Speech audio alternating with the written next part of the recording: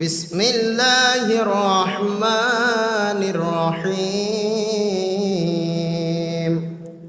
هو الذي يريكم البرق خوفا وطمعا وينشئ السحاب الثقال صدق الله المولانا العظيم وصدق رسوله النبي الحبيب الكريم الحمد لله রব্বুল আলামিনের দরবারে লক্ষ কোটি শুকরের সিজদা আদায় করি যে মালিক ও মাওলা দয়া করে মেহেরবানি করে আমাদের মতো গুনাহগার আমাদের মতো নাগান্দা পাপিষ্ট বান্দাদেরকে দয়া করে মেহেরবানি করে মাহে শাওয়াল শরীফের প্রথম জুমা আদায় করার সুযোগ দান করেছেন। সবাই একবার জবান খুলে পড়ি আলহামদুলিল্লাহ।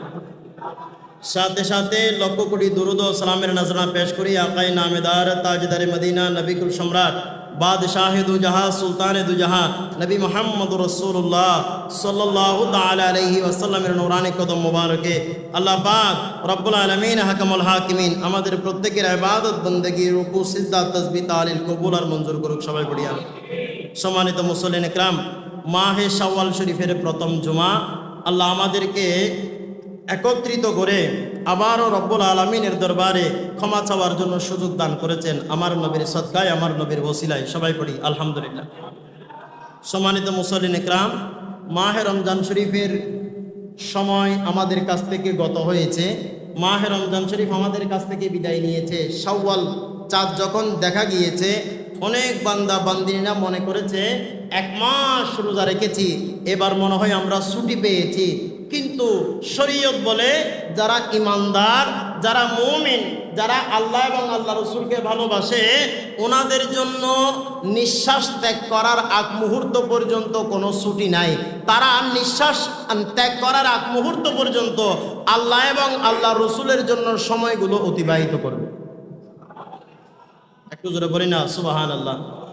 আল্লাহ আমাদেরকে বোঝার তৌফিক দান করুন। আমরা সময়গুলো অতিবাহিত কেন করব? আমাদের সময়গুলো যখন আল্লাহ এবং আল্লাহ রসুলের জন্য ব্যয় হবে, যখন নিঃশ্বাস বন্ধ হবে, এরপরে আরেকটা জগৎ আছে যেই জগৎটাকে বলা হয় আলমে বরজখ। আলমে বরজখের প্রথম স্তর হলো কবর। ওই কবর থেকে কিয়ামত পর্যন্ত সময়টা যদি যথাযথভাবে ব্যয় করতে পারি, হাজার কোটি বছর আমাকে ওই কবরের মধ্যে থাকতে হবে, ওই কোটি বছর শান্তি পাওয়া যাবে যদি 50, 100, 120 বছর সময়গুলো আল্লাহ এবং আল্লাহ রসুলের জন্য কুরবানি করা যায়। একটু জোরে বলি সুবহানাল্লাহ। আল্লাহ আমাদেরকে আমল করার তৌফিক দান করুন। মাহে রমজান শরীফ বিদায় নিয়েছে, শাওয়ালও আস্তে আস্তে বিদায় নিচ্ছে, প্রথম জুমা আদায় করার সুযোগ হয়েছে। অর্থাৎ জীবন আমাদেরকে মেসেজ দিচ্ছে, পরিবেশ পরিস্থিতি আমাদেরকে জানান দিচ্ছে, আল্লাহর বান্দা তুমি আল্লাহর দুনিয়ার মধ্যে নাজ নিয়ামত গ্রহণ করতে করতে করতে রমজান শরীফ পেয়েছো, শাওয়াল শরীফে পেয়েছো। অর্থাৎ তোমার ওই সময়টা হায়াতটা শেষের দিকে যাচ্ছে, কবরের পরটা তোমার কাছাকাছি আসছে। জোরে বলেন সুবহানাল্লাহ। আল্লাহ আমাদেরকে আমল করার তৌফিক দান করুন। আল্লাহ আমাদেরকে বোঝার তৌফিক দান করুন। সম্মানিত মুসলিম ইকরাম, কুল্লু নাফসিন যায়িকাতুল মউত, প্রত্যেক প্রাণীকে মওতের স্বাদ গ্রহণ করতে হবে। সূরা পড়েন সুবহানাল্লাহ। প্রত্যেক প্রাণীকে মওতের স্বাদ গ্রহণ করতে হবে। মওত এমন একটা বিষয়, দুনিয়ার মধ্যে যত ধর্ম আছে, দুনিয়ার মধ্যে 4000-4000-এর চাইতে বেশি ধর্ম আছে। প্রত্যেক ধর্মের মানুষ একটা মানলে আরেকটা মানে না, কিন্তু মওত এমন একটা বিষয় প্রত্যেক ধর্মের মানুষ মওতকে মানতে বিশ্বাস করতে বাধ্য, অন্য কোনো উপায় নাই। জোরে বলেন সুবহানাল্লাহ। সেজন্য আল্লাহ পাক কোরআনে কারীমের মধ্যে ইরশাদ করে কুল্লু নাফসিন যায়িকাতুল মউত।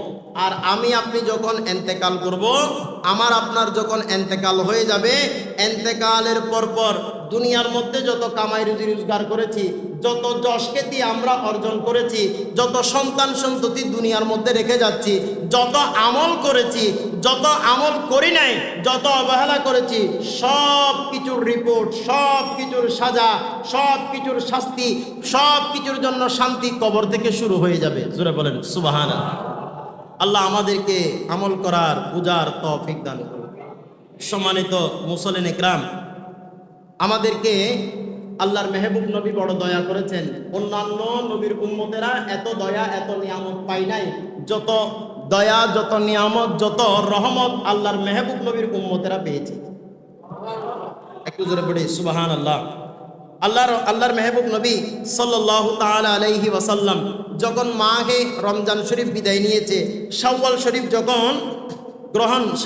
যখন আমরা গ্রহণ করেছি, শাওয়াল শরীফের মধ্যে যখন আমাদের হায়াত আল্লাহ দান করেছেন, রব্বুল আলামিন আহকামুল হাকিমিন আমাদের জন্য আরো নতুন করে নিয়ামত দান করেছেন। জোরে পড়ি সুবহানাল্লাহ। আল্লাহর প্যারা মেহবুব সাল্লাল্লাহু তাআলা আলাইহি ওয়াসাল্লাম হাদিসে মুবারাকার মধ্যে ইরশাদ করে বলে, মান সামা রমাদান, যে বান্দা রমজান শরীফের রোজা রেখেছে, ওয়া আতবাহু সিত্তাতা মিন শাওয়াল, এবং রমজান শরীফের পরে শাওয়াল মাসের 6 রোজা আদায় করেছে। জোরে পড়ি সুবহানাল্লাহ। মাহে রমজান শরীফের পরে শাওয়াল মাসে যে বান্দা 6টা রোজা আদায় করেছে, ফাকান্নামা সামা দাহরা কুল্লাহু বিল কামাল, আল্লাহর মেহবুব নবী বলে ওই বান্দা শাওয়াল শরীফে 6 রোজা রেখেছে, মাহে রমজান শরীফে 30 রোজা রেখেছে। 30 রোজা এবং 6 রোজা এগুলো 36 দেখা গেলেও আল্লাহ রাব্বুল আলামিনের দরবারে ওই বান্দার আমলনামার মধ্যে লেখা হবে, আল্লাহ ওই বান্দার আমলনামার মধ্যে লিখে দিবে, আমার এই বান্দা আমাকে রাজি করার জন্য, আমাকে সন্তুষ্টি করার জন্য পূর্ণ 1 বছর রোজা আদায় করেছে। একটু জোরে পড়ি সুবহানাল্লাহ। আল্লাহ আমাদেরকে আমল করার তৌফিক দান করুন। আল্লাহর মেহবুব নবী সাল্লাল্লাহু তাআলা আলাইহি ওয়াসাল্লাম বলে, ওয়া আতাহুল্লাহু বিসিয়ামি কুল্লা ইয়াউমিন সাওয়াবা 40 ইয়ামান, আল্লাহর মেহবুব নবী বলে যে বান্দা শাওয়াল শরীফে 6টা রোজা রাখবে, আমার আল্লাহ ওই বান্দার আমলনামার মধ্যে 1 রোজার বিনিময়ে 40 রোজার সওয়াব দান করবে। একটু জোরে পড়ি সুবহানাল্লাহ। শুধু রোজা রাখলে সওয়াব দিবে এতটুকুর মধ্যে নয়, আল্লাহর মেহবুব নবী সাল্লাল্লাহু তাআলা আলাইহি ওয়াসাল্লাম বলে, ওয়া রাফা আনহু আযাবাল কবরি ওয়া শিদ্দাতা ইয়াউমিল কিয়ামা ওয়াল আহওয়াল, আল্লাহর মেহবুব নবী বলে শাওয়াল শরীফে 6 রোজা রাখার কারণে আমার আল্লাহ ওই বান্দাকে কবরের মধ্যে যত ধরনের আযাব থাকবে আযাব থেকে মুক্তি দান করবেন। একটু জোরে পড়ি সুবহানাল্লাহ।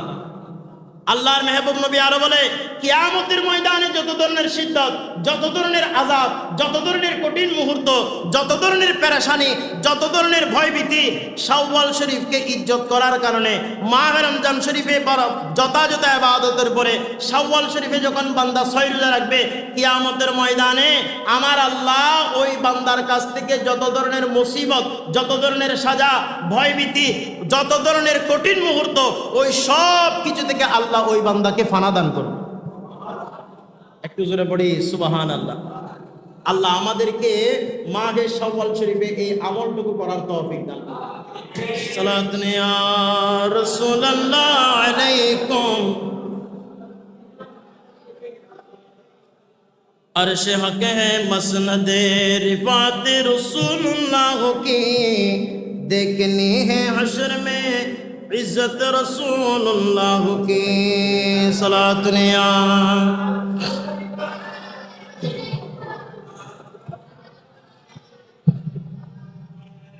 সম্মানিত মুসল্লিন ইকরাম, আল্লাহ আমাদেরকে আমল করার তৌফিক দান করুন।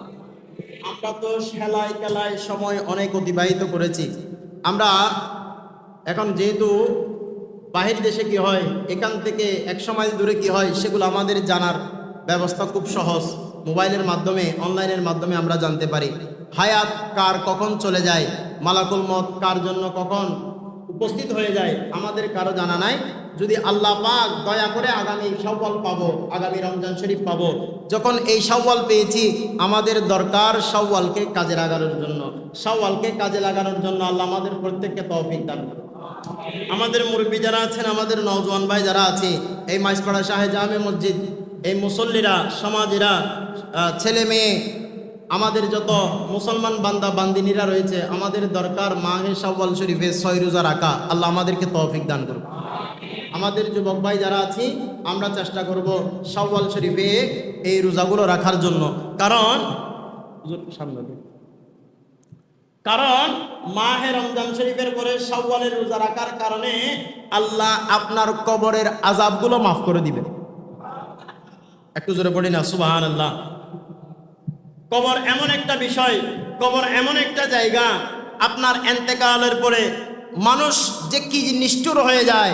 আমাদের মা যদি মারা যায়, বাবা যদি মারা যায়, সন্তানকে, নিজের স্ত্রী নিজের স্বামীকে, নিজের স্বামী নিজের স্ত্রীকে, নিজের সন্তান নিজের বাবাকে, বাবা তার সন্তানকে দুনিয়ার মধ্যে এমনভাবে আগলিয়ে রাখে, এমন মহব্বতের মধ্যে রাখে, কিন্তু এন্তেকালের পরপর যখন জানাজার সময় হয়ে যায়, দাফনের যখন সময় হয়ে যায়, এরপর এক মুহূর্ত রাখতে কোনো বান্দা রাজি হয় না।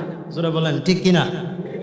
তাহলে এরপরে আপনি যেই জায়গার মধ্যে যাবেন, এরপরে আপনি যে ঘরের মধ্যে যাবেন, এটা কেমন ঘর, কেমন কঠিন ঘর। আপনি এখান থেকে বিদেশ গেলে, প্রবাসে গেলে, আপনাকে আমাকে রিসিভ করার জন্য, ডান বাম দেখিয়ে দেওয়ার জন্য, সামনে পিছ জানার জন্য, ভালো মন্দ তদারকি করার জন্য অনেক বন্ধু বান্ধব আত্মীয় স্বজন থাকে। আমি এখান থেকে যেখানে যাই না কেন, কোনো বান্দার প্রয়োজন হয়, কোনো বন্ধুর প্রয়োজন হয়, কিন্তু কবরে যখন যাবেন, ওই একলা ঘর, ওই কঠিন ঘর, ওই মুসিবতের ঘর, এই ঘরের মধ্যে কোন বন্ধু পাবে? আল্লাহর মেহবুব নবী বলে, শাওয়ালের রোজা যখন রাখবে, কবরের মধ্যে এই রোজা তোমার জন্য বন্ধু হয়ে যাবে। আল্লাহ আমাদেরকে বোঝার তৌফিক দান করুন।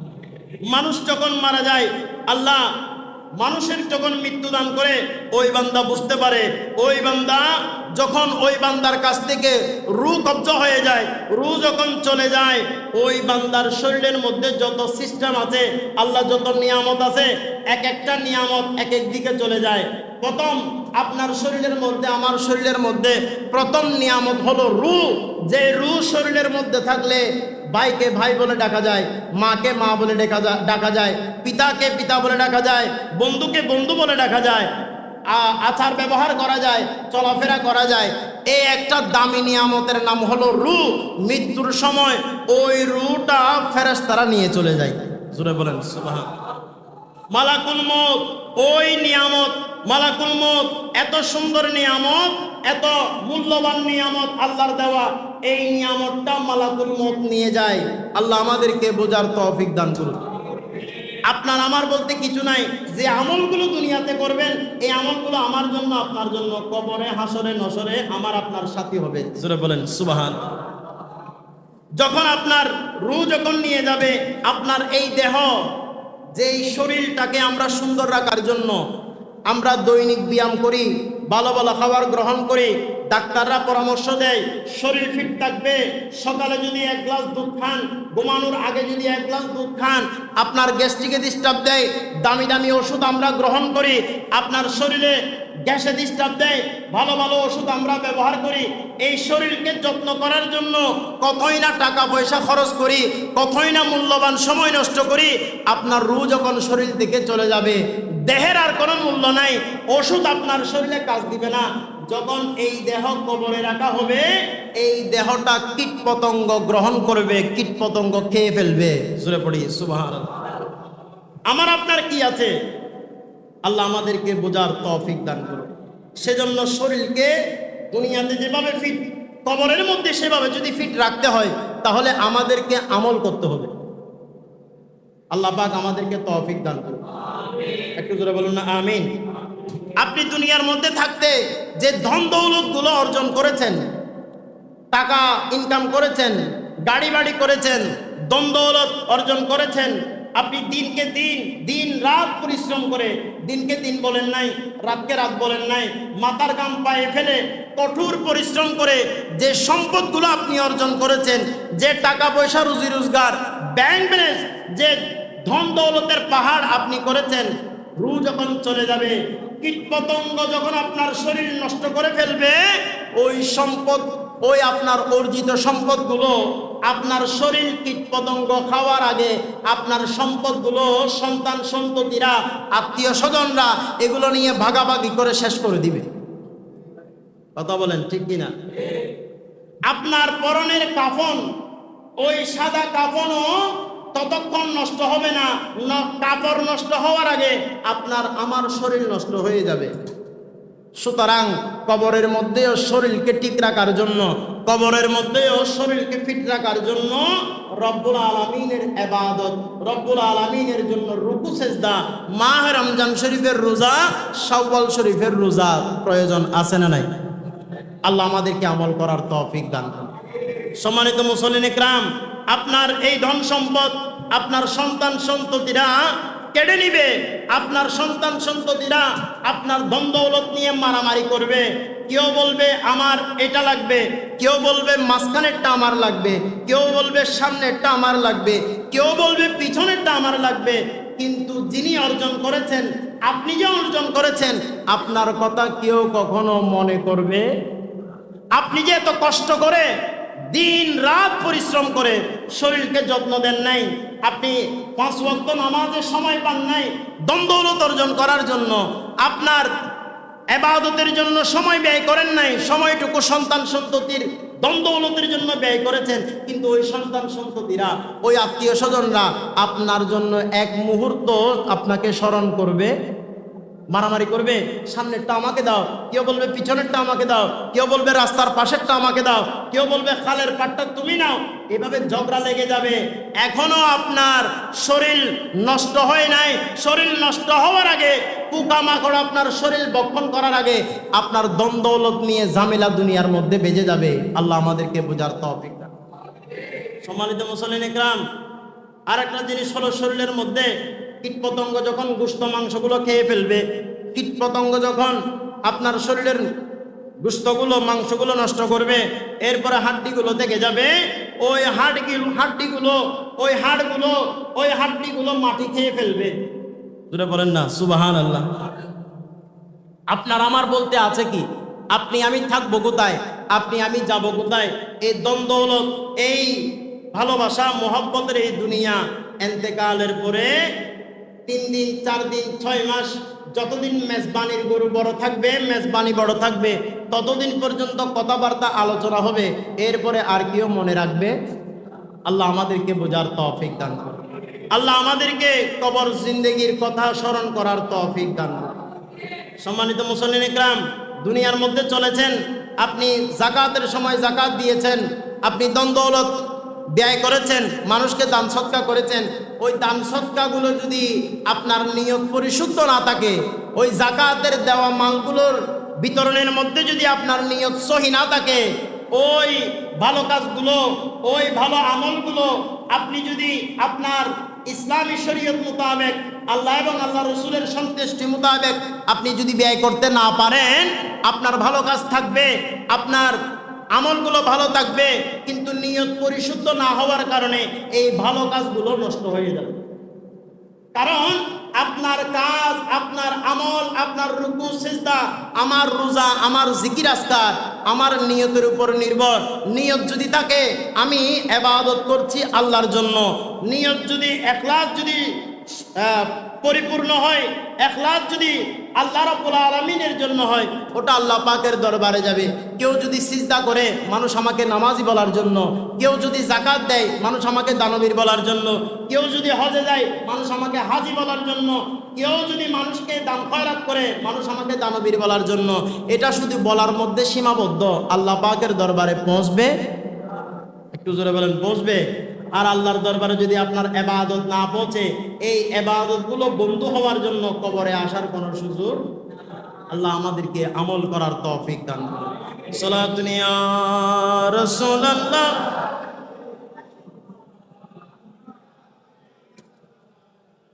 अल्लाह रब्बिल अर्श जिसको जो मिला से मिला, बटते हैं कौनैन में नेमत रसूलुल्लाह की सलातुन या।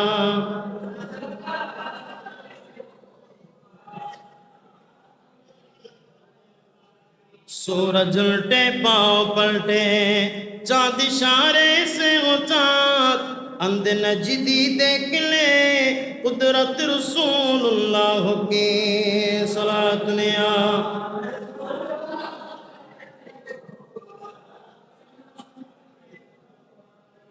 সম্মানিত মুসল্লিন ইকরাম, আল্লাহ পাক আমাদেরকে আমল করার তৌফিক দান করুন। যতটুকু সম্ভব এই মাহে শাওয়াল শরীফে ইবাদত বন্দেগী করার জন্য আপনাদের নির্দিষ্ট কিছু সময় বাজেট রাখবেন। আমরা এই সময়গুলোর মধ্যে বিশেষ করে 6 রোজা, আপনি এই 6 রোজাগুলো বিশেষ করে আমাদের গ্রামে গঞ্জে আমাদের মা বোনরা যারা মাহে রমজান শরীফে যে কাজা রোজাগুলো হচ্ছে, আগে কাজা রোজাগুলো আদায় করবেন, এরপরে শাওয়াল শরীফে 6 রোজা ধরবেন। ছয় রোজাগুলো থাকতে গেলে আপনার যদি এক লাগাতারে থাকতে হয়, আজকেও থাকলেন, কালকেও থাকলেন, পরশুও থাকলেন, এভাবে লাগাতার থাকতে যদি সমস্যা হয়, কষ্ট হয়, আপনি আজকে একটা রাখলেন, একদিন পরে আরেকটা রাখতে পারবেন, এরপরে একটা রাখলেন, এরপরে একদিন না রাখবেন, এরপরে আরেকদিন, অর্থাৎ একদিন গ্যাপ করে করে আপনি রোজাগুলো, অর্থাৎ পুরা শাওয়াল মাসে মিলে 1 থেকে 30 তারিখের মধ্যে যে কোনো সময় যে কোনো বারে 6টা রোজা আদায় করলে আপনার 6 রোজা আদায় হয়ে যাবে। আল্লাহ পাক আমাদেরকে আমল করার তৌফিক দান করুন।